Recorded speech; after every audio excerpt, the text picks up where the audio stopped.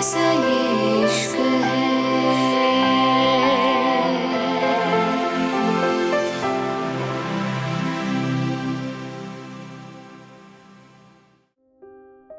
Italy.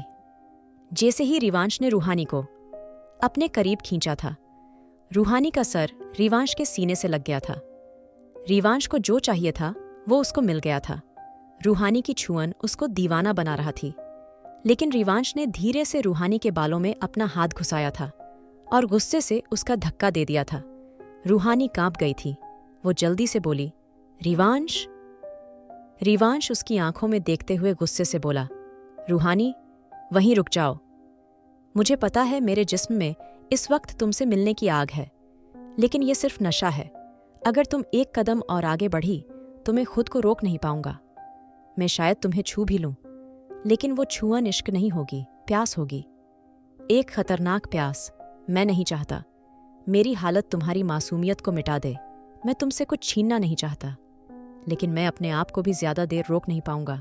तो रुक जाओ प्लीज, इससे पहले कि मेरा जिस्म मेरे दिमाग पे हावी हो जाए। रिवांश की बात पे रूहानी हैरान रह गई थी। वो तड़पते हुए बोली, लेकिन तुम अपनी हालत तो देखो। रिवांश प्लीज, मैं तुम्हें ऐसे नहीं देख पाऊंगी।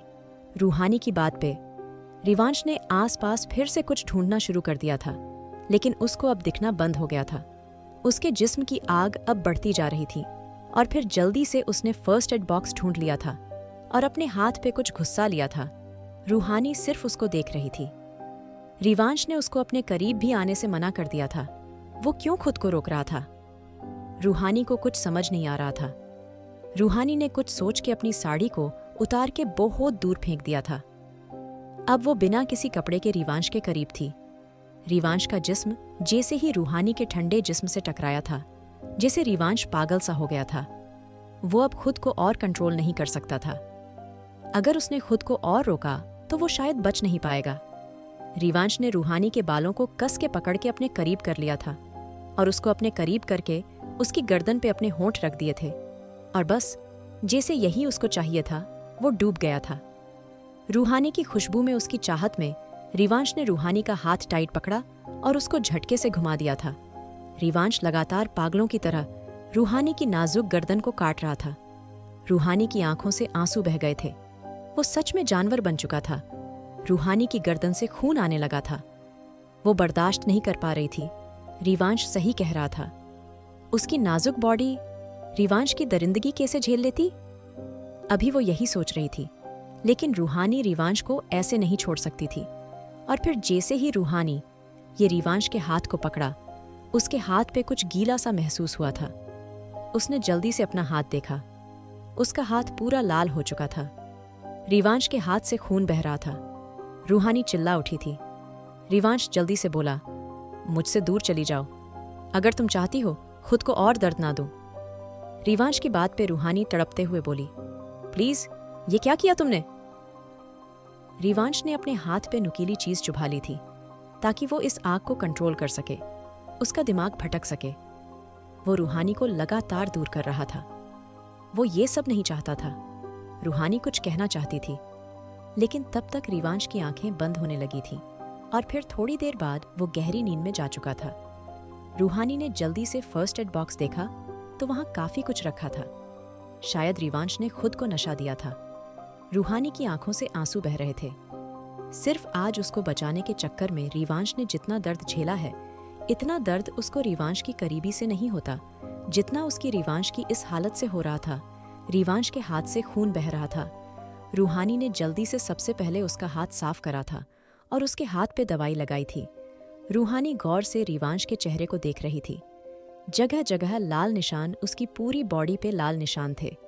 रूहानी धीरे से रिवांश के सर को चुनते हुए बोली, आई एम रियली सॉरी। आज मैं तुम्हारे करीब होते हुए भी तुम्हारे दर्द को कम नहीं कर पाई।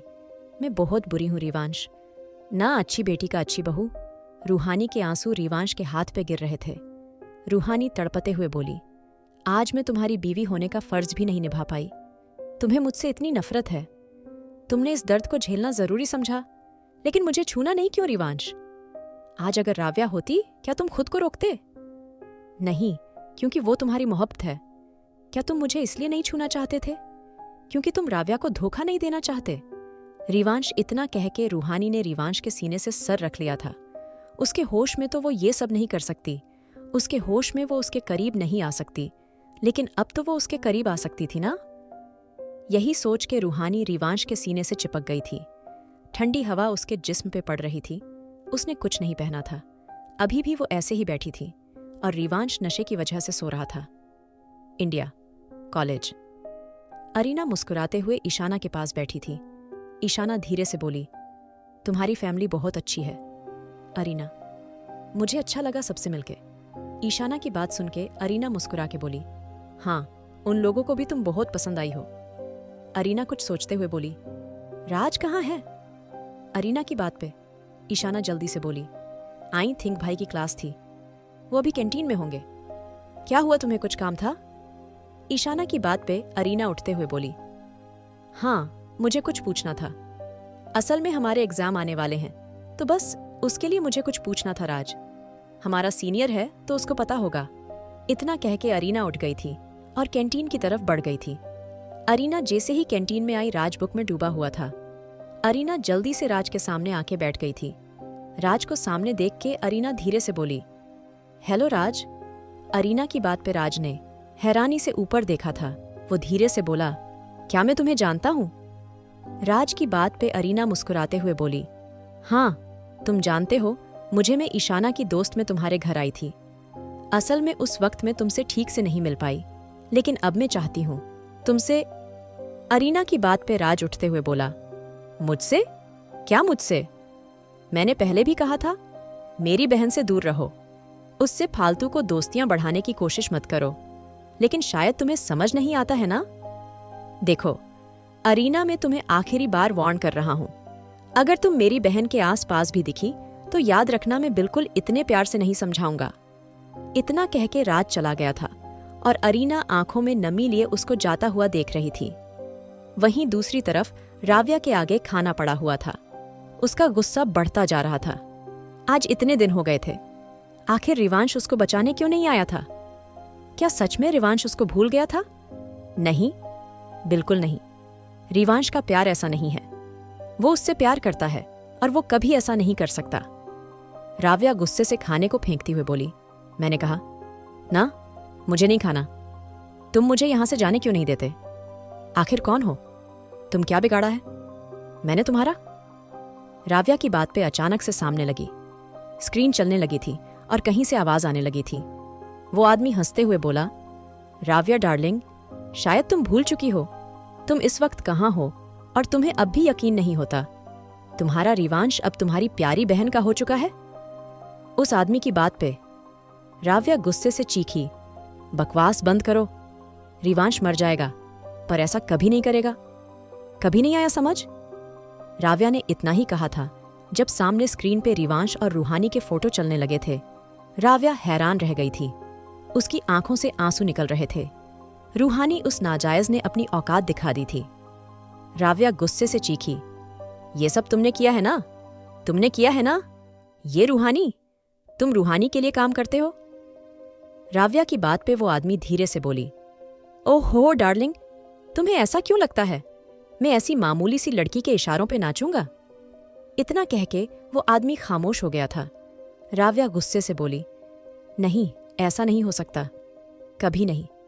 जरूर रिवांश ने ये शादी किसी जबरदस्ती में करी है। वो मुझे धोखा नहीं दे सकता, कभी नहीं। मैं आ रही हूं रिवांश तुम्हारे पास। तुम्हें उस रूहानी से वापस लेने में जल्दी ही यहां से निकल के रहूंगी। मैं हर हालत में यहां से निकल जाऊंगी। इतना कह के राव्या ने गुस्से से ग्लास उठा के स्क्रीन पे दे मारा था। आखिर क्या कहेगा रिवांश जब उसको होश आएगा? क्या सच में राव्या भाग जाएगी यहां से? जानने के लिए सुनिए married to cold hearted billionaire. और अगर एपिसोड पसंद आया तो लाइक, शेयर और सब्सक्राइब करना ना भूले।